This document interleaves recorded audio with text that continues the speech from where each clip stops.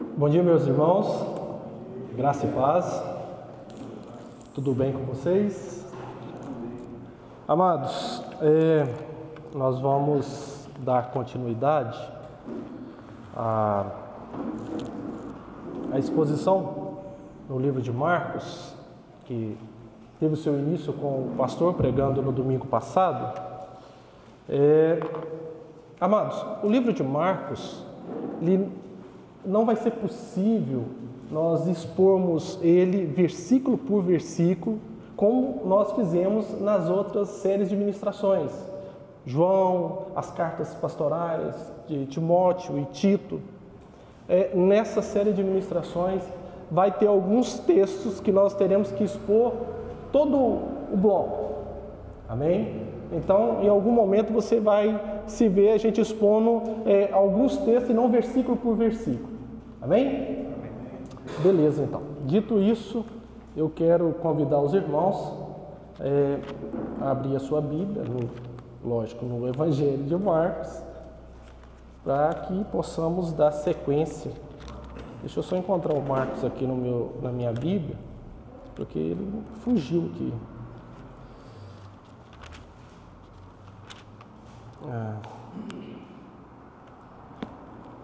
Marcos, capítulo 1. Domingo passado foi exposto até o versículo 11 do capítulo 1. E hoje a gente vai dar sequência do versículo 12 até o versículo 20. Mas eu gostaria que os irmãos acompanhassem comigo, para que os irmãos possam entender a mensagem nesta manhã, nós possamos ler do versículo 10 até o versículo 20. Amém? Assim diz a bendita palavra do Senhor. Assim que saiu da água, Jesus viu o céu se abrindo e o Espírito descendo como pomba sobre ele. Então veio do céu uma voz: Tu és o meu filho amado, de ti me agrado. Logo após, o Espírito o impeliu para o deserto. Ali esteve 40 dias sendo tentado por Satanás, estava com os animais selvagens, e os anjos o serviam. Depois que João foi preso, Jesus foi para a Galileia, proclamando as boas novas de Deus. O tempo é chegado, dizia ele. O reino de Deus está próximo. Arrependam-se e creiam nas boas novas. Andando à beira do mar da Galileia, Jesus viu Simão e seu irmão André lançando as redes ao mar, pois eram pescadores. E disse Jesus: Sigam-me, e eu os farei pescadores de homens. No mesmo instante, eles deixaram as suas redes e o seguiram. Indo um pouco mais adiante, viu num barco Tiago, filho de Zebedeu, e João, seu irmão, preparando as redes. Logo os chamou e eles o seguiram, deixando seu pai Zebedeu com os empregados no barco. Amém? Amados, podem se assentar? Os irmãos já oraram e vamos tentar dar sequência aqui. Meus irmãos, eu quero que você tente criar uma imagem na sua mente. Imagine que você está numa noite de sono muito gostosa, aquele sono maravilhoso. E você está tendo sonhos bacanas de um mundo perfeito, de um mundo onde há segurança, onde há paz, onde há liberdade. E de repente uma luz intensa bate sobre o seu rosto e você ouve uma voz: acorda para a realidade, acorda para a vida. Basicamente, é isso que Marcos ele vai apresentar para nós aqui no seu Evangelho. Amém? No primeiro, os 2 versículos que nós vamos começar, que é o primeiro assunto aí da tentação de Jesus no deserto. Logo após, o Espírito o impeliu para o deserto. Ali esteve 40 dias sendo tentado por Satanás. Amados, Marcos, ele entrelaça o seu relato na história compartilhada por seus leitores, por ter um paralelo entre as escrituras hebraicas e a vida de Jesus. E para que esses leitores pudessem compreender do que ele estava dizendo, ele fazia com que eles fizessem uma viagem no passado, lá em Gênesis. Vejam, em Gênesis, aí eu pegando o gancho que o pastor deixou aí dos 2 primeiros versículos acima, em Gênesis, o Espírito pairava sobre a face das águas, Deus falava e o mundo era criado, a humanidade era criada e a história tinha o seu início. E qual é a próxima coisa que acontece? Satanás, ele tenta os primeiros seres humanos, Adão e Eva, no jardim. Agora, aqui em Marcos, nós temos o Espírito, a água, Deus falando, uma nova humanidade e a história sendo alterada. Do mesmo modo que aconteceu em Gênesis, acontece aqui agora. Da mesma forma que aconteceu no passado, acontece aqui agora. Com Satanás tentando Jesus no deserto. E Marcos, ele é proposital ou intencional na escolha das palavras que ele usa aqui no início do seu evangelho. A escolha por parte de Marcos, ela é intencional. Ele diz que Jesus estava com as feras. Na época em que Marcos escreveu esse evangelho, os cristãos eram lançados às feras. Porque Marcos, ele escreve para a igreja que estava enfrentando um momento difícil em Roma. Os irmãos ali eram lançados às feras. Então ele usa que Jesus ele estava com as feras selvagens. Da mesma forma, ou melhor, de uma forma surpreendente que aqueles irmãos eram lançados às feras, muitos daqueles que sobreviviam eram tentados a duvidar das suas convicções em Deus, a diminuir o seu compromisso com o Senhor, por causa de ter sido exposto a essa tamanha crueldade pelo Império Romano. Mas aqui eles veem Jesus como um Adão, vivendo num relacionamento espetacular com Deus, mas tendo que lutar uma batalha. A Bíblia diz que no mundo há forças do mal, bem reais, e essas forças são tremendamente complexas e inteligentes.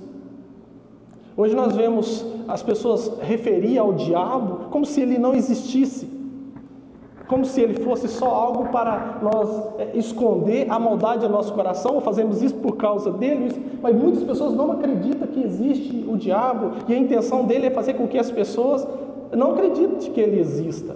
Mas nós sabemos que ele existe, a Bíblia relata essas forças do mal, e que elas são inteligentes. E Satanás é a principal dessas forças, estando nos tentando a sair do nosso relacionamento com Deus.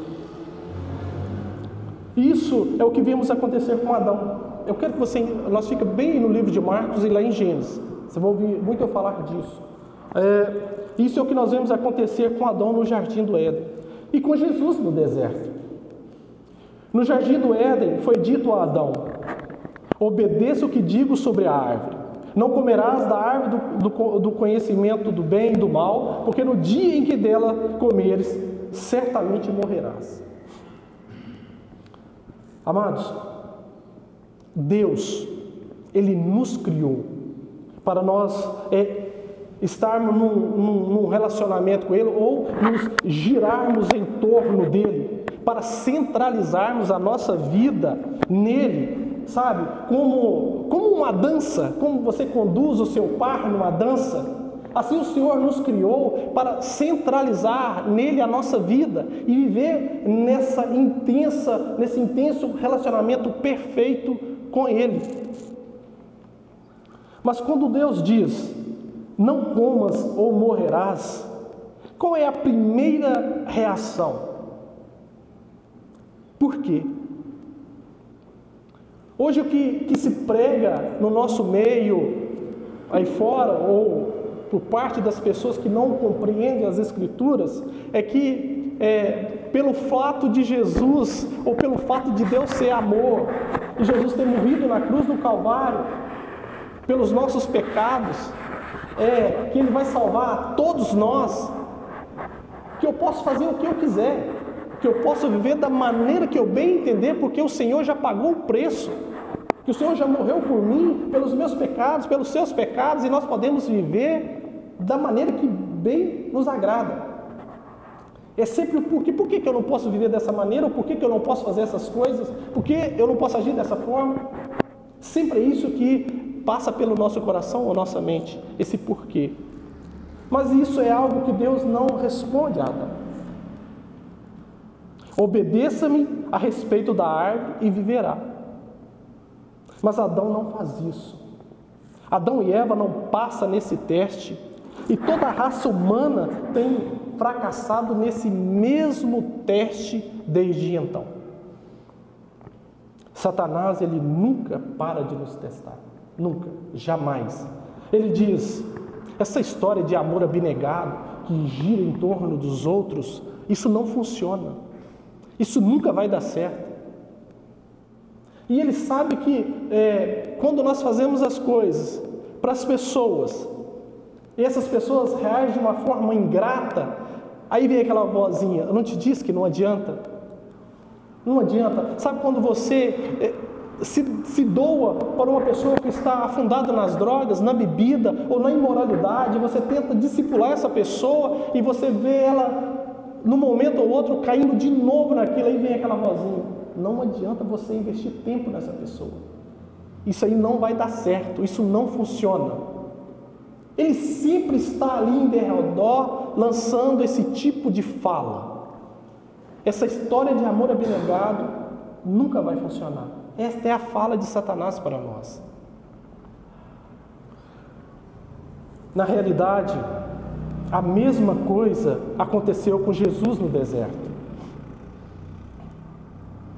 Embora Marcos não nos relate que tipo de tentação Jesus enfrentou no deserto, por outro lado, Mateus, ele nos conta, ele nos relata, e você pode conferir depois na sua Bíblia, Mateus 4, do versículo 1 ao versículo 11.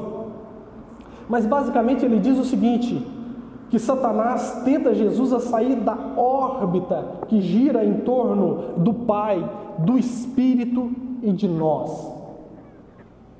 Ele faz com que, ele tenta Jesus a se proteger, a fazer com que todo mundo se centralize nele. E quando a gente pensa, ouve essas palavras, a gente pensa que é a mesma maneira que ele nos tenta a sair dessa órbita de relacionamento com o Pai e com o nosso próximo. Nós tentamos sempre nos proteger.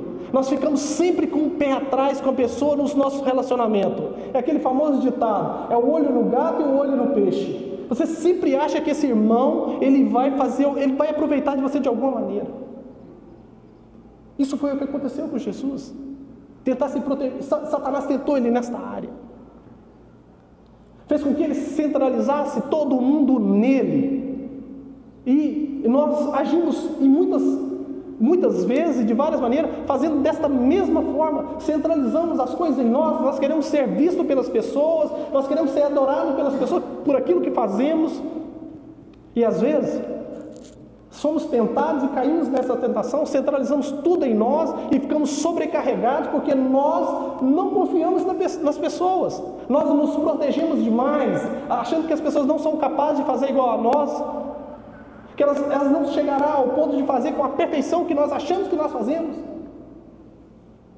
E ele age dessa forma, ele não muda a sua estratégia, que muda são as pessoas, mas as suas estratégias permanecem as mesmas, desde sempre.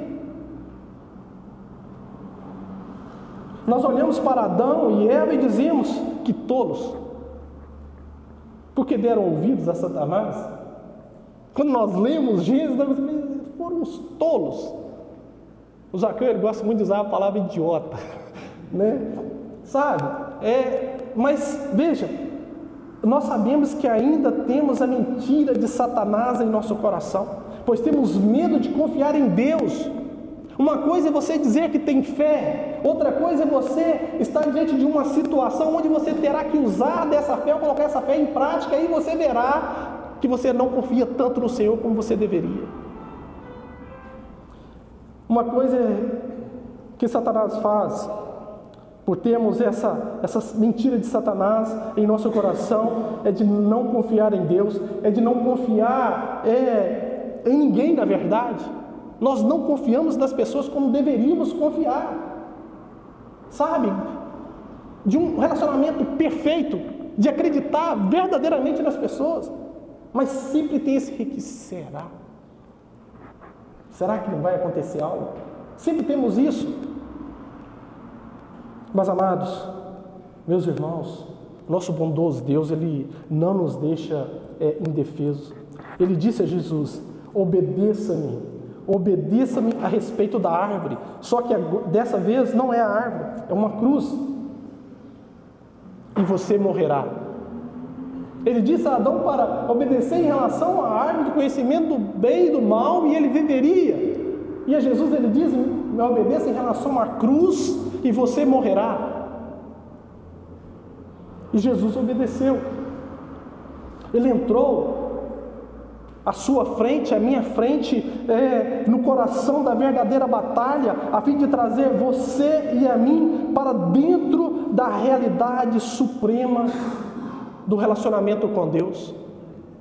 Aquilo que era a batalha que era para mim e para você enfrentar, para que pudéssemos de novo estar dentro desse relacionamento, dessa dança com o Senhor novamente, que nós não íamos conseguir. Jesus fez isso. Ele aceitou morrer naquela cruz por mim e por você, lutar a verdadeira batalha por mim e por você. Aquilo que Ele desfrutou por toda a eternidade, Ele veio oferecer a mim e a você. Ele fez tudo isso, daquele amor perfeito, daquele relacionamento perfeito, genuíno, que Ele tem com Deus, com o Espírito Santo, a bendita Trindade. Ele veio oferecer a mim e a você. Meu irmão, minha irmã, quando você se vê diante de um momento difícil da sua vida, quando você se vê diante de um momento que você se sentir fracassado, que você se sentir fraco, ferido, um momento da sua vida onde você se sentir tentado, verdadeiramente tentado, seja em qual área for da sua vida, eu quero que você ouça as mesmas palavras que Jesus ouviu do Senhor. Aí no versículo 11, parte dele diz: e eu quero que você coloque o seu nome. João, Mateus, Abraão, Samuel, põe o seu nome aí na frente. Tu és o meu filho amado, em ti eu me agrado, eu me alegro, eu me comprazo. Quando você estiver diante desta situação, de um momento difícil da sua vida, lembre dessa voz. Ouça o Senhor falando com você. Tu és o meu filho amado, em quem eu me alegro. Essa palavra, tu és o meu filho amado, é algo que no passado, um filho ouvir isso de um pai era muito difícil, por vergonha, por ter a criação ser mais distante dos pais.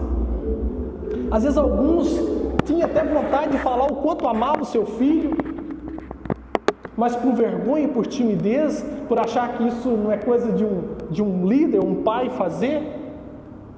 E o que víamos acontecer muitas vezes é brigas, intrigas, portas sendo batidas.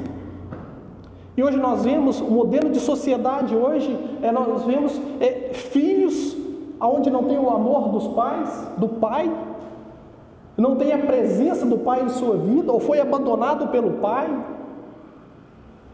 Um modelo de família criado onde não tem a presença do pai na família, uma família muito misturada. O Zaqueu falou na abertura do culto a respeito do divórcio, o quanto de divórcio nós temos no meio cristão. Ame a sua família, meu irmão. Ame os seus filhos. E não tenha vergonha de dizer para eles o quanto você o ama, o quanto ele é especial para você, o quanto você é feliz com ele pelo que ele é. Não pelo que ele pode se tornar, mas pelo fato de ele ser um presente de Deus para a sua vida. Ouvir isso é muito importante. Eu nunca ouvi o meu pai dizer que me ama. Eu sei que pelas suas ações, pelo seu comportamento, eu sei que ele me ama. Mas eu ouvia da boca dele: filho, eu te amo. Eu sou feliz com você. Eu nunca ouvi. Eu não duvido do amor do meu pai. Mas os meus filhos ouvem isso da minha boca. Eu te amo. Você é especial para mim. Eu me alegro em você. Diga isso para o seu filho, não tenha vergonha de dizer. Isso é importante. No momento difícil, ele sabe que existe alguém que acredita nele, que o ama. E se você não tem o amor do seu pai, ouça o Senhor dizendo para você: tu és o meu filho amado, e em você eu me comprazo, eu me alegro, eu sou feliz com você. Eu pensei em você antes dos tempos eternos. Então você é amado pelo Senhor. Amém? Vamos dar sequência. Agora Marcos 14, 15. Depois que João foi preso, Jesus foi para a Galileia, proclamando as boas novas de Deus. O tempo é chegado, dizia ele. O reino de Deus está próximo. Arrependam-se e creia nas boas novas. Amados, quando nós ouvimos pela primeira vez a voz de Jesus no Evangelho de Marcos, ele diz: arrependam-se e crede no Evangelho. O verbo arrepender aqui significa dar meia volta ou voltar, afastar-se de algo. Na Bíblia, ele se refere especificamente a afastar das coisas que Jesus abomina e se voltar para as coisas que ele ama.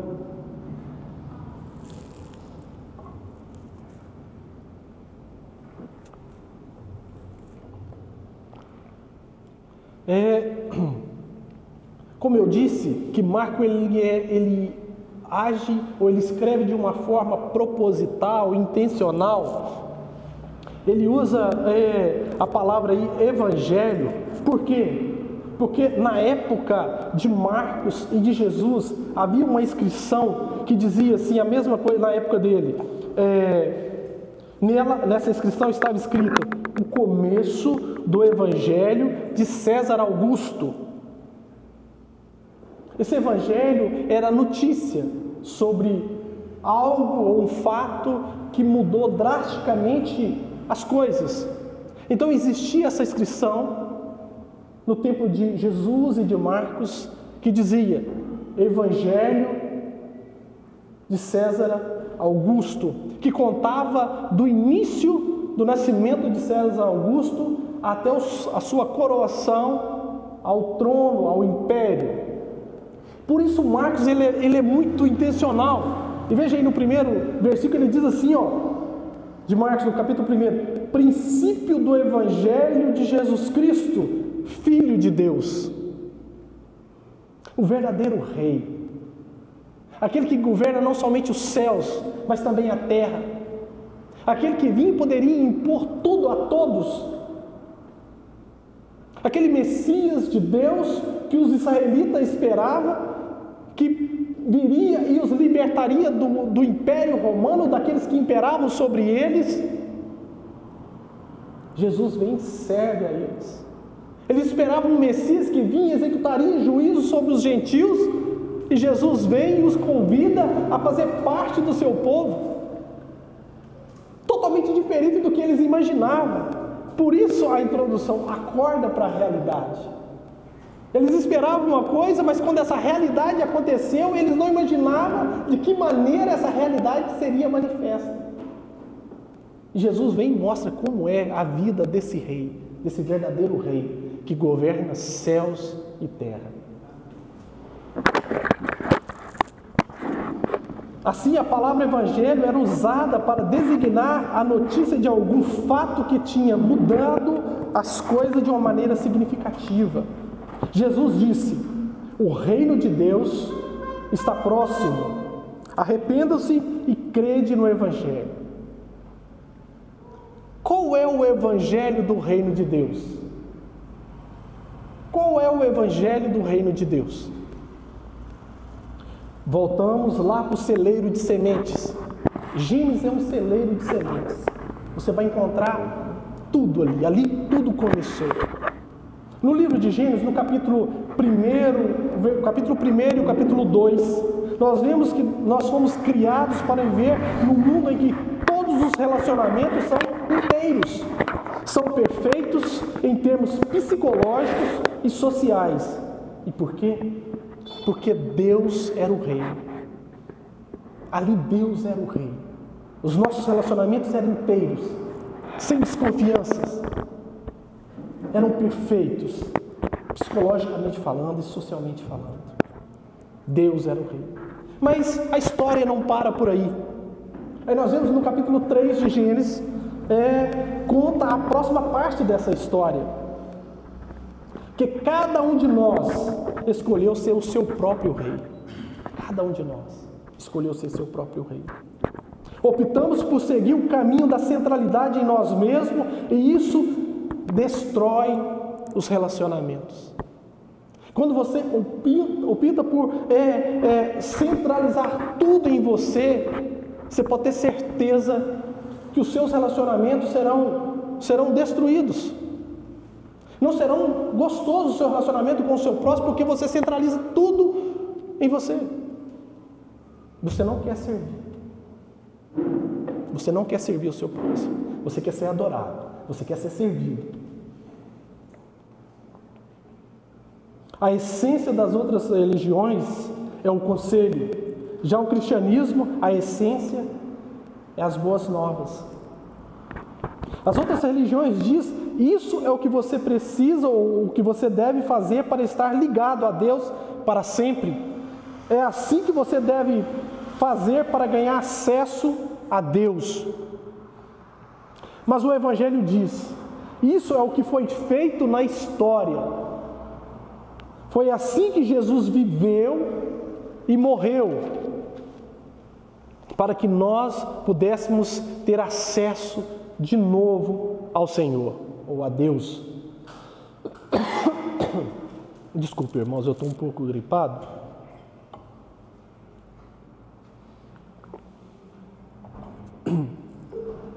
Enquanto as outras religiões se opta pelo conselho, ou dizer que você precisa fazer isso ou assado para que você tenha acesso a Deus, o Evangelho foi escrito, ele nos mostra o que foi feito na história.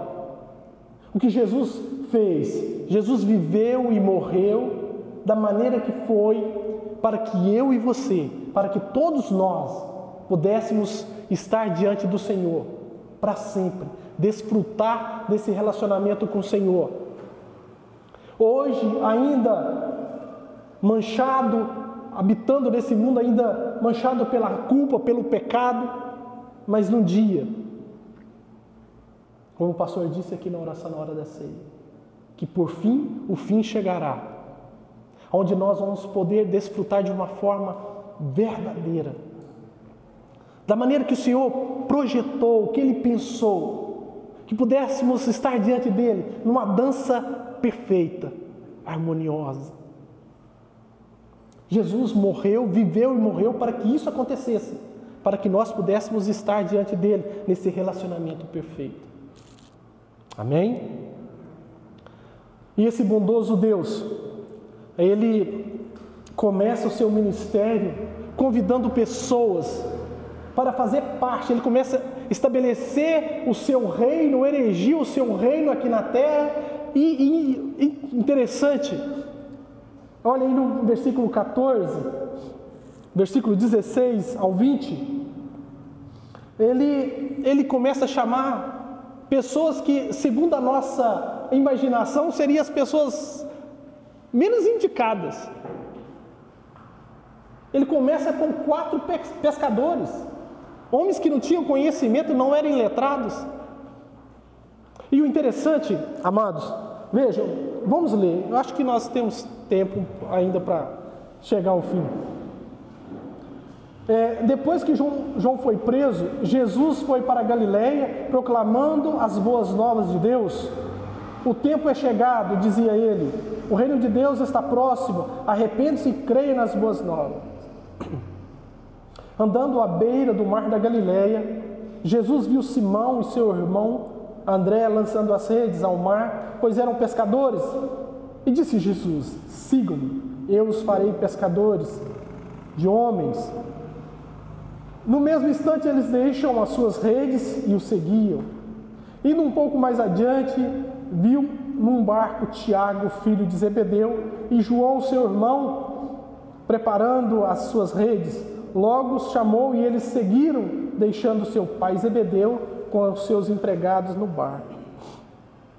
Meus queridos, vejam, na época, e não somente na época de Jesus, mas também nos nossos dias hoje, quando você quer fazer um curso específico, quando você quer aprender sobre algo, você procura uma pessoa que é capacitada nesta área e você procura essa pessoa e paga ela para ela te ensinar. Na época de Jesus, os pupilos ou os discípulos, eles procuravam, era eles que procuravam os mestres e pagavam a esses mestres para ensiná-los. Compartilhar do seu conhecimento. E Jesus, aqui ele é o oposto. É ele que chega até as pessoas e convida essas pessoas a ser seus pupilos, seus discípulos. Ao contrário do que acontecia antes. Você quer fazer um curso teológico, você tem que pagar um seminário para você aprender. A caminhada para você se tornar um pastor, ela é árdua e te custará dinheiro. Mas o que Jesus está te propondo aqui não vai te custar dinheiro, te custará algo. Mas o interessante é que aqui soa o chamado, e imediatamente segue o ato obediente da pessoa que foi chamada. Jesus chama e segue o ato de obediência. E o interessante é que a resposta do discípulo não é uma confissão oral de fé a Jesus, mas sim um ato de obediência. Lembra quando Jesus te chamou? Você não entendia nada de fé. Jesus te chamou, você simplesmente foi, depois no outro dia falou assim: cara, agora eu sou crente. Você simplesmente obedeceu o chamado. O nosso irmão Samuel, quando ele foi encontrado pelo Senhor, o pastor na igreja onde ele congregava fez um apelo e ele foi lá na frente. Nós dois trabalhávamos juntos. Ele no dia falou assim: agora eu sou crente. Assim, não entendeu. Jesus estava falando com ele, estava chamando a ele para uma caminhada de discipulado, para ele ser seu discípulo. E assim com todos nós. Nós somos chamados para ser discípulos de Jesus. A princípio você nem tem fé nele. Não há uma profissão oral de fé, mas você simplesmente obedece. Não, vou seguir esse Jesus. E por que isso acontece? Como é possível essa sequência imediata de chamado e obediência? Para essa sequência de chamado e ação, só existe uma razão válida: o próprio Jesus Cristo. E eu quero que você volte um pouco acima no texto. Lembra quando Jesus ele foi conduzido pelo Espírito ao deserto para ser tentado pelo diabo? Pois bem, você tem essa imagem aí na sua mente. Agora eu quero que você crie uma outra imagem paralela a essa. Quero que você volte lá no Velho Testamento. E você se lembra quando os reis, eles dominavam uma outra nação, um outro povo. O que acontecia? Esse rei, ele desfrutava do despojo desta batalha. Ele desfrutava da conquista que ele teve sobre aquele povo. Jesus fala que é necessário amarrar o valente. Então o que está acontecendo aqui agora é Jesus colhendo o fruto ou desfrutando desse despojo da batalha. O valente foi amarrado e agora ele pode desfrutar desse despojo. Por isso, quando ele te chamou, você obedece. A partir de então você vê Marcos relatando a trajetória de Jesus. E pelo fato de estar escrevendo uma igreja, pelos irmãos que estão em Roma, os romanos entendiam que era muito de serviço, do trabalho, de executar as obras, de trabalho mesmo, árduo. Então nós vemos Jesus, ele mostrando seus milagres. Ele chamando pessoa para o trabalho, ele operando milagres, curando, ele dominando sobre a morte, sobre as enfermidades. Ele não para, ele é ativo. E a proposta dele para mim e para você é que você seja ativo neste reino que foi estabelecido pelo Senhor, onde ele é o rei soberano. Não existe membro, não existe servo passivo. Não existe. Se você não está fazendo nada, eu quero que você reveja os seus conceitos. Temos que ser ativos como o nosso rei, como o nosso Senhor. E ele continua. O discipulado, quando ele chama, nós olhamos para o texto que nós lemos aí, nós vemos que o discipulado ele tem um custo. Tem um custo. Vejam, esse trabalho que esses 4 homens eles tinham era algo que era um trabalho da família. Era algo da família, que era passado de geração a geração. Aí a família de Zebedeu, provavelmente isso vem de umas 4 gerações passadas e vem passando de pai para filho. E a sequência seria que os seus filhos assumissem aquela empresa e continuassem. Então, eles ter que negar a família e seguir Jesus seria algo no passado muito difícil. Para um filho negar o pai ou abandonar o pai e a mãe era algo muito difícil, porque tinha um compromisso de honrar os seus pais na velhice, cuidar deles, ajudá-los nas tarefas da família, no trabalho da família, na empresa e tudo isso. Isso era muito difícil naquela época. Hoje, nós vemos filhos largando ou abandonando os pais por muito pouco. Por muito pouco, às vezes por qualidade de vida. Eu muitas vezes pensei em mudar do Brasil e ir para fora do país porque eu pensava em qualidade de vida. Por segurança, conforto. Mas todas essas vezes que eu me programava para sair, algo acontecia com meu pai, mas a minha mãe, e eu mudava de ideia. Foi assim comigo a vida toda. Agora eu não vou mais, acabou. O que tem que ser aqui. Mas eu quero dizer assim que hoje, nos nossos dias, se Jesus chamasse você para caminhar com Ele e propôs a você largar o seu pai e a sua mãe para seguir Ele, seria algo tranquilo.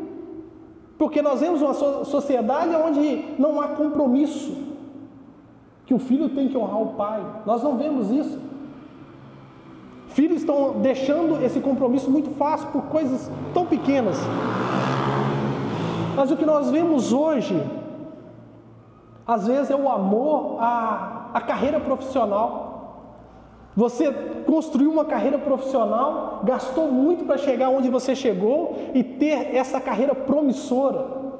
Se Jesus voltasse, olhasse para você agora e você ouvisse Jesus chamando você, você precisa abandonar ou largar essa carreira profissional e me seguir. Talvez isso seria custoso para você. Ou talvez você poderia dizer, nem tanto assim. Se Jesus me chamasse, eu largaria essa profissão que tanto eu batalhei, tanto eu almejava. E hoje eu tenho, eu poderia largar. Talvez não, mas talvez sim. Mas o que Jesus está tratando aqui nesse texto, ele está indo mais profundo. Ele quer falar no mais íntimo do nosso ser, ele está tratando com aquilo que está impregnado nas entranhas da nossa alma, que são os nossos amores.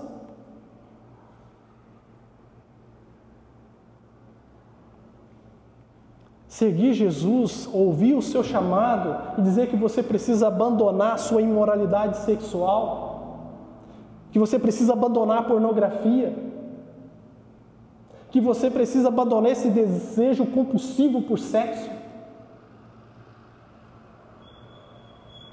Às vezes isso tornaria mais difícil para você. Sabe isso que você tanto ama, que você não consegue viver sem? É disso que Jesus está falando. É disso que Jesus está falando. Ele está falando com os seus amores, com aquilo que você ama. Que em momento nenhum, quando ele diz que deveria, aquele que quer vir após mim, que nega a si mesmo, que não pode amar nem o pai nem a mãe mais do que a mim. Em todos os momentos nós vemos que essas mesmas pessoas, elas continuaram seus relacionamentos com seu pai e com sua mãe. Não era disso que ele estava falando, para você largar o seu pai e sua mãe, no sentido literal da coisa. Ele estava tratando com os nossos amores. Que o nosso amor a Ele tem que ser verdadeiro, tem que ser intenso, de uma forma genuína, que o amor ao seu pai, à sua mãe, à sua carreira profissional, aos seus desejos carnais, quando comparado com o amor que você sente por Ele, é refutado como ódio. É disso que Ele está falando. O amor a Jesus tem que ser exclusivo, Ele não permite que você serve a dois senhores.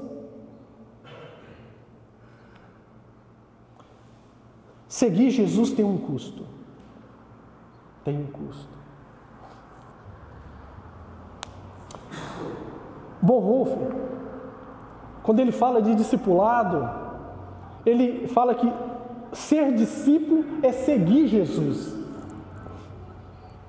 Para Mark Der, seguir Jesus é um ato de ajudar outras pessoas a seguir Jesus, ensinar outras pessoas a seguir Jesus. E há uma relação entre esses dois sentidos de discipulado, ou de discípulo. Um pressupõe o outro.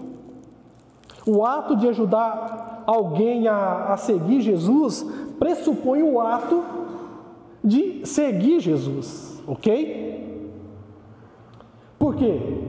Para você ensinar ou ajudar outras pessoas a seguir a Jesus, necessário é que você já siga Jesus, não é verdade?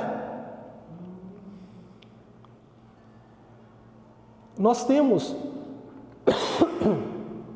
alguns material, algumas literaturas, algumas revistas, passo a passo de discipulado, como ser discípulo de Jesus. Eu até cheguei a estudar todas essas revistinhas, mas tem umas do Sproul, muito bacana, muito interessante, sobre discipulado. Como você ensinar as pessoas a ser discípulo, verdadeiros de Jesus. Mas isso é uma coisa muito limitada. O convite que Jesus está nos fazendo para ser discípulo, ele vai além disso. Porque o aprendizado, ele é eterno. Nós vamos aprender com Jesus eternamente. Sempre haverá situações na sua e na minha vida, nas nossas vidas, onde nós necessitamos aprender com Jesus. Como o Senhor resolveria essa situação? De que maneira o Senhor se portaria diante dessa coisa que está acontecendo aqui? Então nós precisamos sempre aprender com Jesus.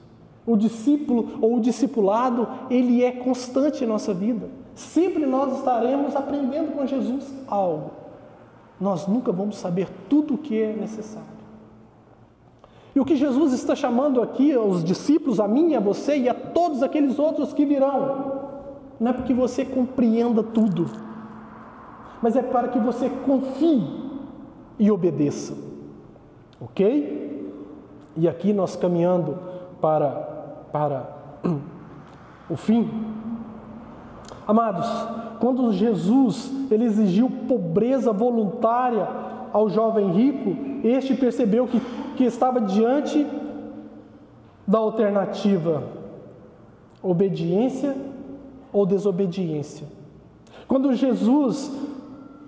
Quando Levi foi chamado da coletoria, ou Mateus, em algumas Bíblias está Mateus, quando Levi é chamado da coletoria e Pedro de suas redes, não havia dúvida que o apelo de Jesus era sério. Eles deviam abandonar tudo para seguir Jesus, tudo. Quando Pedro foi chamado a pisar a superfície agitada das águas do lago, teve que levantar e ousar dar aquele passo.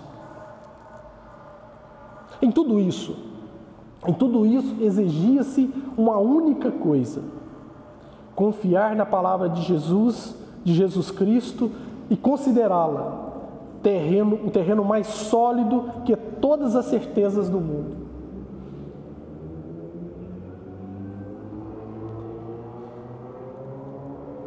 Está diante de você o chamado de Jesus para ser seu discípulo. Você não precisa compreender tudo. O que o Senhor exige de você é confiança e obediência. O chamado é sério. Nós precisamos ter uma vida reta e justa diante de Deus, diante das pessoas. A proposta desse reino que Jesus ele construiu nessa terra, ele convida pessoas simples como eu, como você, como Pedro, André, Tiago e João, que foram os 4 primeiros a ser chamados daquele ciclo mais íntimo, ou dos 12 apóstolos, mas ele tinha um ciclo mais amplo de discípulos, aonde se estende até os confins da terra. Amados, nós não podemos amar mais as coisas dessa terra do que o Senhor. Nós não podemos amar esse mundo mais do que o Senhor. As pessoas que são chamadas por Jesus a fazer parte desse reino, a ser representante dele, o interessante é que ele chama pessoas não para ser outros governantes ou ser reis nessa terra, mas no sentido de ser representante dele, de mostrar como os membros desse reino se comportam e mostrar para as outras pessoas que, vejam, teve um discípulo na Bíblia que ele se ofereceu para seguir Jesus e Jesus não aceitou. Neste reino não tem como você desejar ser membro dele, não tem como você ser voluntário para fazer parte desse reino. Você precisa ser chamado. A condição de você ser membro desse reino, você precisa ser chamado por Jesus. Você precisa ser chamado por ele. Não tem como. Tem muitas pessoas que se dizem cristãs ou que são discípulos de Jesus, mas eles agem de maneira que reflete outro reino, não o reino dos céus, não o reino de Jesus, onde eles são tiranos sobre as pessoas, onde eles brincam com a fé das pessoas, onde eles impõem as coisas para as pessoas. Os membros desse reino, eles dão um exemplo de qual forma as pessoas desse reino se comportam. E o mais interessante é que o Senhor, ele vem habitar em nós, e quando soa esse chamado, é algo do Espírito Santo, acontece algo tremendo em nossa mente, há uma mudança de pensamento. A princípio você só obedece e diz assim, agora eu sou crente, mas a partir de então a sua mente ela começa, nós chamamos isso de metanoia, a mudança de pensamento. Aquilo que você amava tanto, a bebida, a droga, a prostituição, o adultério, a ilegalidade, o roubo, tudo isso, hoje isso já te abomina. Aquilo que você amava de paixão, hoje não te move mais. Aquilo que você gostava tanto de fazer, tem coisa que você lembra, você tem nojo, você tem ânsia de vômito quando você lembra daquilo que antes você praticava. Por quê? Porque esse Deus, ele veio habitar em nós. Ele habita em mim e em você. Essa transformação aconteceu aqui dentro. E você não vive mais como você vivia no mundo. Hoje você é um representante deste reino. Amém, meus irmãos?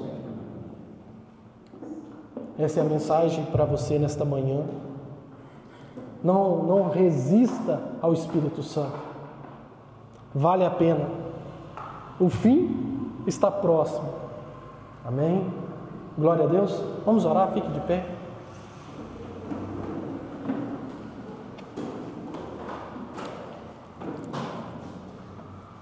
Bondoso Deus e amado Pai, Deus, nós te amamos, nós te glorificamos nesta manhã, pelo que o Senhor fez por nós, ó Deus, por ter vivido e morrido, para que nós pudéssemos nos relacionar com o Senhor, nesse relacionamento perfeito com o Senhor, meu Pai. Obrigado pelo Teu Evangelho, de apresentar a vida do Teu Filho, o sacrifício que Ele fez por nós. Obrigado, Senhor, por ter tocado em nossos ouvidos, para que pudéssemos ouvir a Tua voz, a Tua doce e suave voz, nos chamando: venham, você é o meu Filho amado, em Ti eu me alegro, eu me comprazo.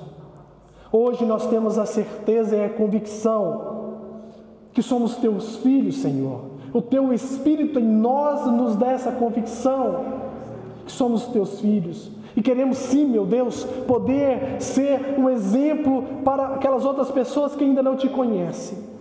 Queremos ser representantes perfeitos deste reino aqui nesta terra, ó Deus, perante este mundo caído, meu Senhor.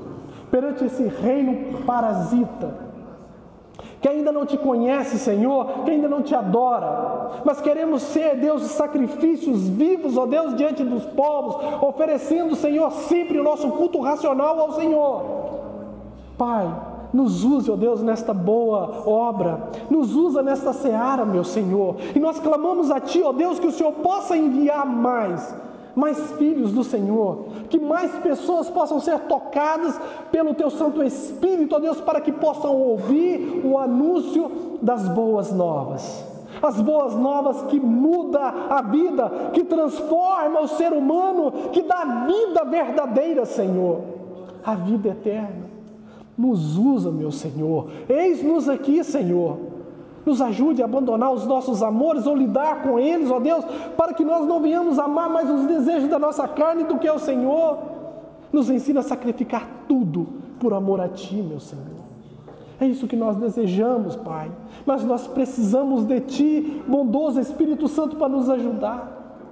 Nos ajude a resistir o desejo pelo alcoolismo, Senhor, pelas drogas, Senhor, pela imoralidade sexual, ó Deus, por aquilo que o Senhor abomina, Senhor. Nos ensina a voltar para aquilo que o Senhor ama.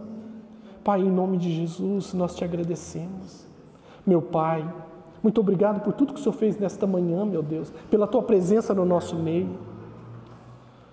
Que o amor de Deus, que a graça de nosso Senhor Jesus Cristo e as doces consolações do Espírito Santo esteja sobre nós, em nós, para todo sempre. Amém. E graças a Deus. Louvado é o nome do Senhor.